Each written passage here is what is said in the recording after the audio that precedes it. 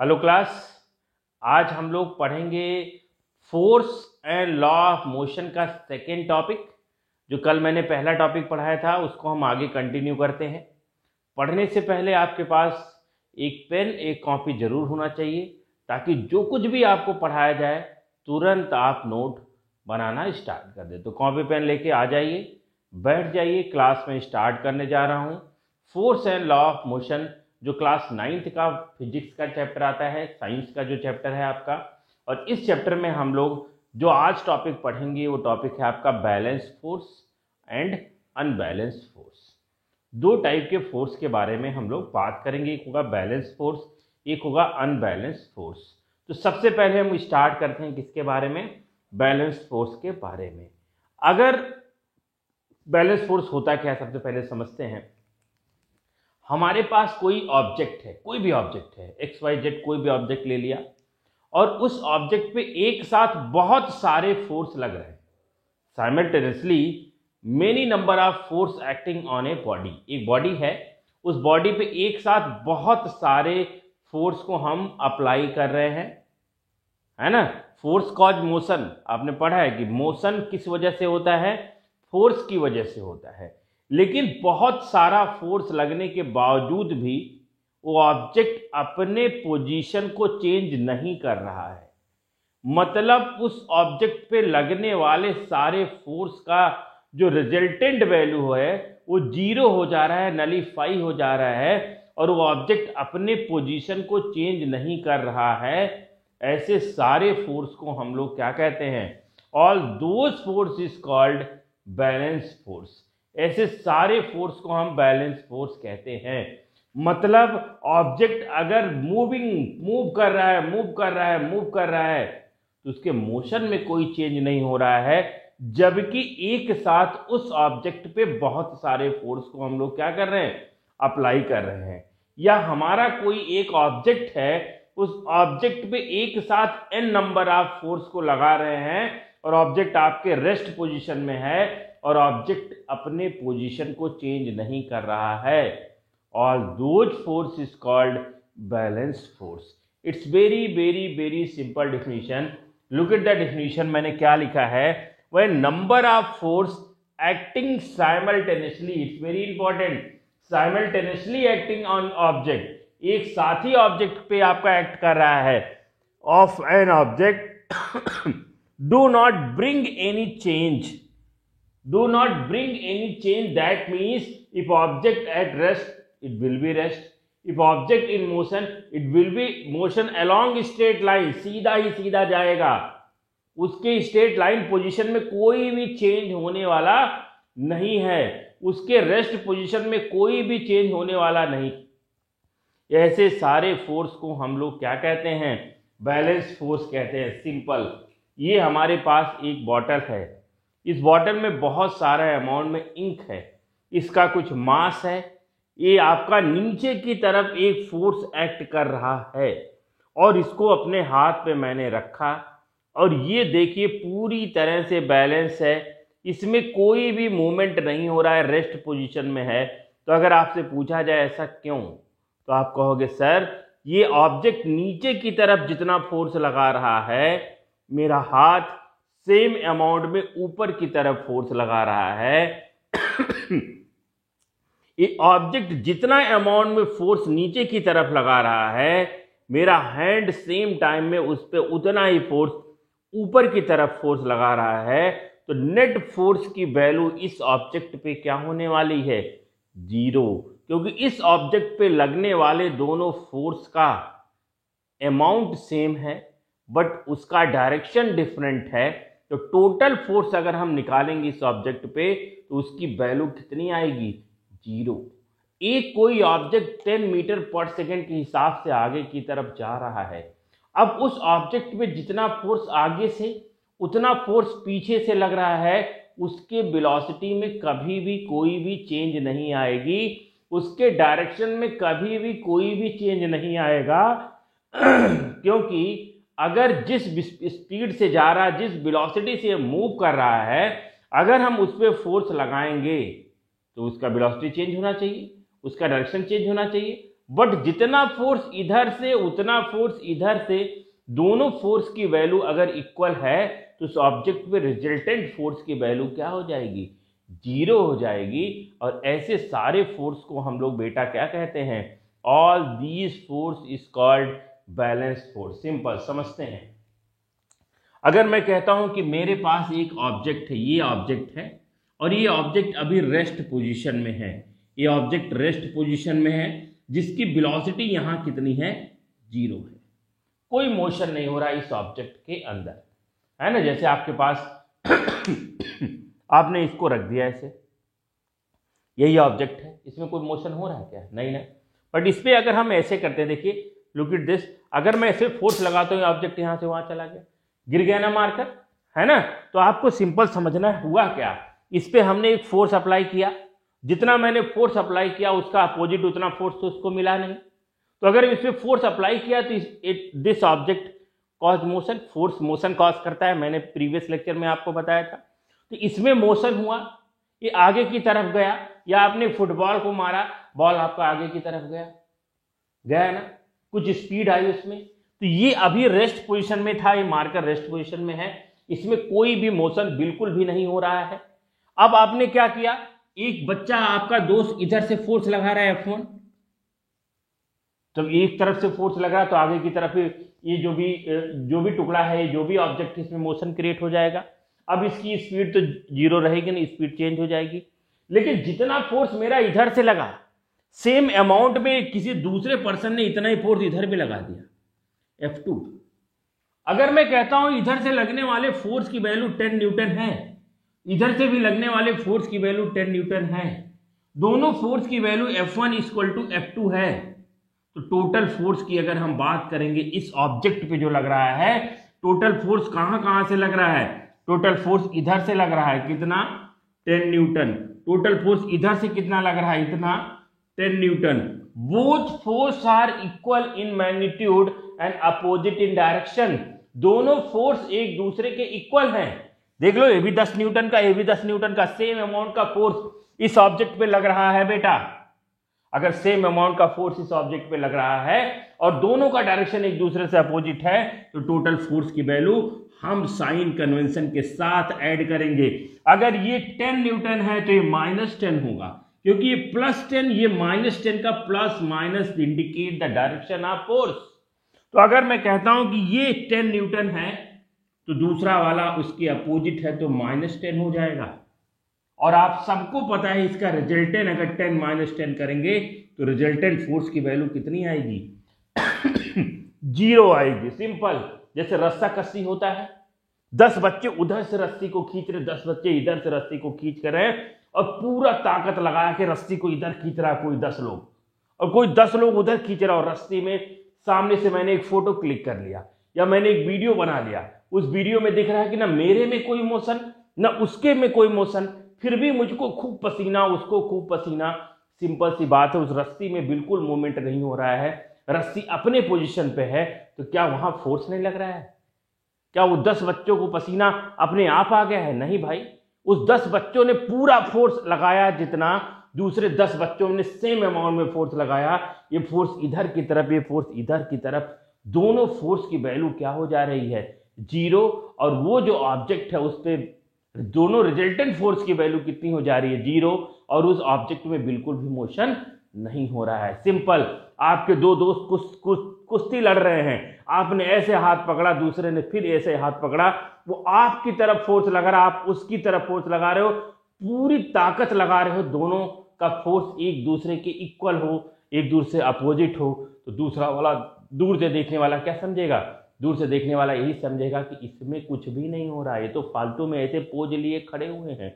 आप 2 बच्चे हाथ लड़ा रहे हो, पंजा लड़ा रहे हो कि भैया चलो देखते हैं किसमें कितना ताकत, और पंजा लड़ा रहे हो, पूरा गर्मी से भीगे हो, आप इधर को हाथ दबा रहे हो, दूसरा आपका उधर को हाथ दबा रहा है, लेकिन दोनों तरफ फोर्स की वैल्यू अगर इक्वल हो जाए तो हाथ अपने ही पोजीशन में रहेगा।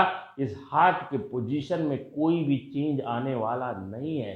कहने का मतलब, balance force never change the position of rest, never change the velocity of object, ये भी बात समझना है। रेस्ट पोजीशन को बिल्कुल भी चेंज नहीं किया, इसकी वेलोसिटी जीरो थी, इसकी स्पीड जीरो था, और रिजल्टेंट फोर्स की वैल्यू अगर जीरो आ गई है तो इसके स्पीड या इसके वेलोसिटी में कोई भी कहीं से भी चेंज नहीं आया है। दैट मीन्स अगर वेलोसिटी चेंज नहीं हुआ, टाइम चेंज हो रहा है, रिजल्टेंट फोर्स की वैल्यू उस ऑब्जेक्ट पे जीरो है, तो कभी भी बैलेंस फोर्स एक्सीलरेशन नहीं कॉज करेगा।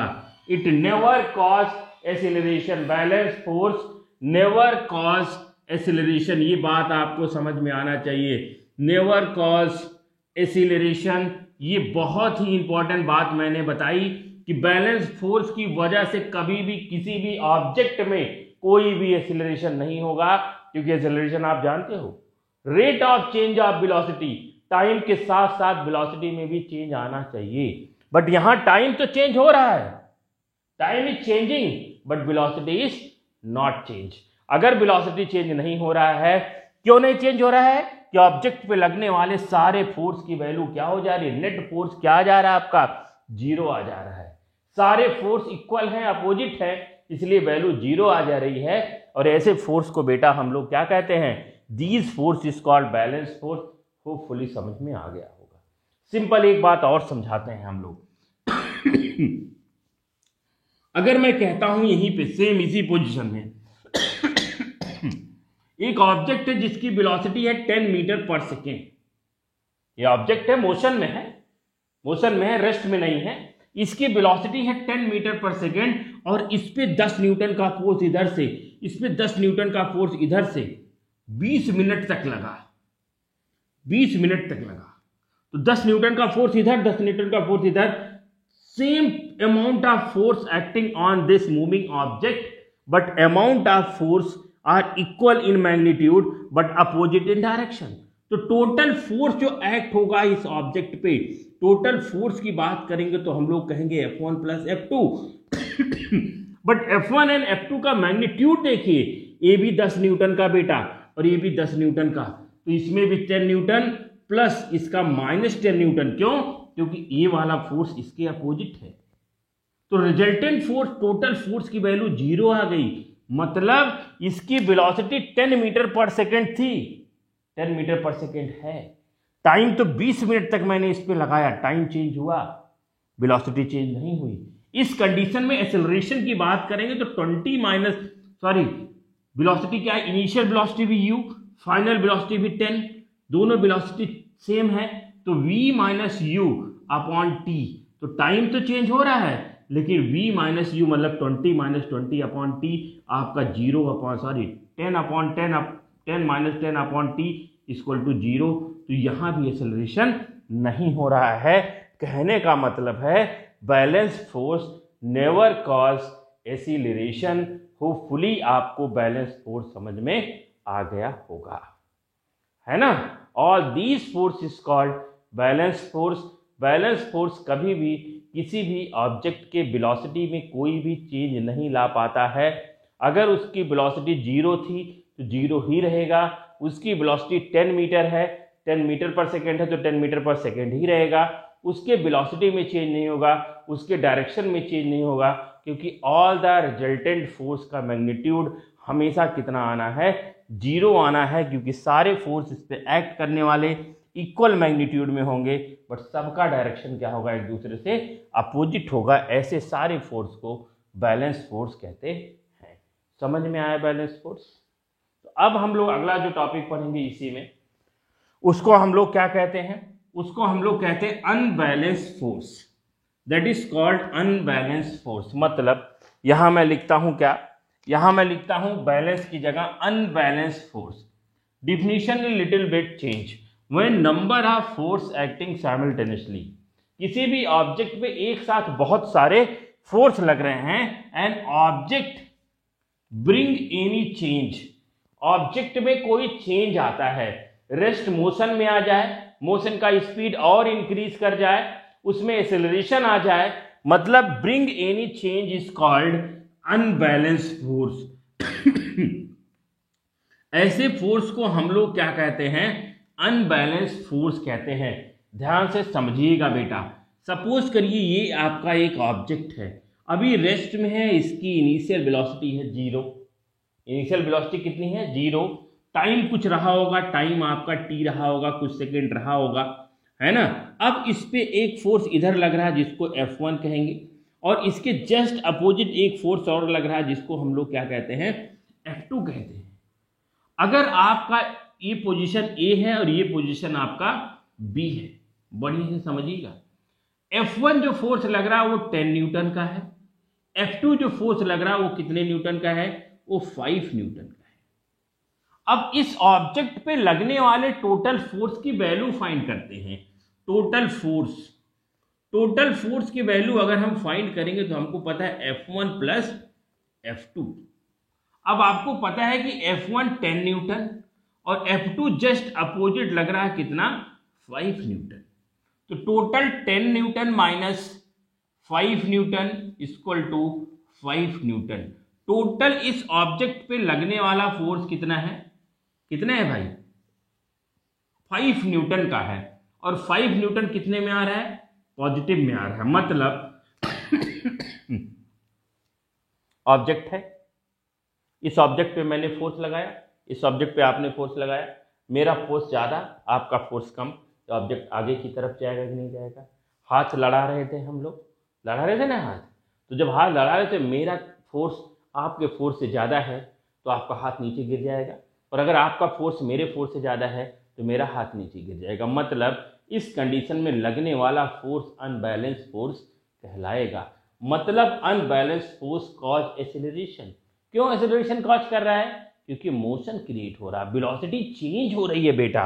अब देखिए ऑब्जेक्ट आपका आगे की तरफ मूव करेगा, वेलोसिटी 0 थी, मे बी वेलोसिटी चेंज होके v हो गई है, कुछ वेलोसिटी आ गई है। तो अगर हम इसका एक्सेलरेशन देखेंगे तो v minus you upon T करेंगे, है ना। v minus you upon T करेंगे तो क्या होगा? आपको पता है कि ये आपका वेलोसिटी ज्यादा है, ये वेलोसिटी कम है, कुछ टाइम लग रहा है, एक्सेलरेशन पॉजिटिव आएगा और ये ऑब्जेक्ट आगे की तरफ मूव करेगा, नो रिटार्डेशन, आगे की तरफ। क्योंकि एक्सेलरेशन पॉजिटिव आया तब भी, एक्सेलरेशन नेगेटिव आया तब भी इसमें पोजीशन चेंज होना स्टार्ट होगा, डायरेक्शन चेंज होना स्टार्ट होगा। All these force is called unbalance force. ऐसे सारे फोर्स को हम लोग क्या कहते हैं? अनबैलेंस फोर्स कहते हैं। जो फोर्स किसी भी ऑब्जेक्ट में एक्सेलरेशन कॉज का रीजन होता है, all these force is called unbalance force. मतलब किसी भी ऑब्जेक्ट में लगने वाले सारे फोर्स की वैल्यू, किसी भी ऑब्जेक्ट पे लगने वाले सारे नेट फोर्स की वैल्यू अगर 0 नहीं है तो ऐसे सारे फोर्स को हम लोग क्या कहते हैं? अनबैलेंस फोर्स कहते हैं। सिंपल, समझ में आया कि नहीं आया? कोई ऑब्जेक्ट मूव कर रहा था, सपोज करो कोई ऑब्जेक्ट मूव कर रहा था 10 मीटर पर सेकेंड से, ठीक। फिर वही कहानी, इधर आपका 5 न्यूटन, इधर फिर 10 न्यूटन। अब इस ऑब्जेक्ट की वेलोसिटी में चेंज आएगा कि नहीं आएगा? आएगा नहीं आएगा? क्योंकि ये 10 मीटर पर सेकेंड से मूव कर रहा था, अचानक से किसी ने ज्यादा फोर्स लगा दिया, उस पर कहीं से पीछे से धक्का मार दिया, चलती हुई गाड़ी पे आप धक्का मार दिए, गाड़ी की स्पीड चेंज हो जाएगी नहीं हो जाएगी? 100% चेंज होगी। तो ऐसे फोर्स को हम लोग क्या कहते हैं? Unbalance force. सपोज करो कोई और भी उधर से धक्का मारा, आपने इधर से धक्का मारा, दोनों तरफ से दो लोगों ने पुल किया, लेकिन एक की पुलिंग दूसरे की पुलिंग से कहीं क्या हो जाए? पुशिंग, एक की पुशिंग दूसरे की पुशिंग से कहीं क्या हो जाए? ज्यादा हो जाए। इस कंडीशन में उस ऑब्जेक्ट की वेलोसिटी में चेंज आएगा, और अगर वेलोसिटी में चेंज आएगा तो एक्सेलरेशन का रीजन बन जाएगा। मतलब unbalance force cause acceleration. Unbalance force acceleration cause करेगा। तो होपफुली आज की जो क्लास थी balance force, unbalance force with example आपको समझ में आ गई होगी। आप सारी बातें नोट कर लीजिए। जहां भी रिजल्टेंट फोर्स की वैल्यू 0 हो वो बैलेंस फोर्स, जहां रिजल्टेंट फोर्स की वैल्यू 0 ना हो अनबैलेंस फोर्स, जहां फोर्स लगाने के बाद भी एक्सेलरेशन की वैल्यू 0, एक्सेलरेशन ना हो, उसको हम लोग क्या कहेंगे? Balance force. और जहां एक्सेलरेशन हो चाहे रिटार्डेशन हो, वैसे फोर्स को हम लोग क्या कहते हैं? अनबैलेंस फोर्स कहते हैं। तो आज की क्लास समझ में आ गई है। आप लाइक कर दीजिए, सब्सक्राइब कर दो मेरा चैनल, और अपने सारे के सारे दोस्तों में शेयर कर दो, ताकि सब लोग बैलेंस और अनबैलेंस फोर्स के बारे में अच्छी तरह से समझ सकें। कल का मेरा लेक्चर बहुत इंपॉर्टेंट होने वाला है, न्यूटन लॉ पढ़ेंगे, फर्स्ट लॉ पढ़ेंगे। तो तब तक के लिए थैंक यू वेरी मच।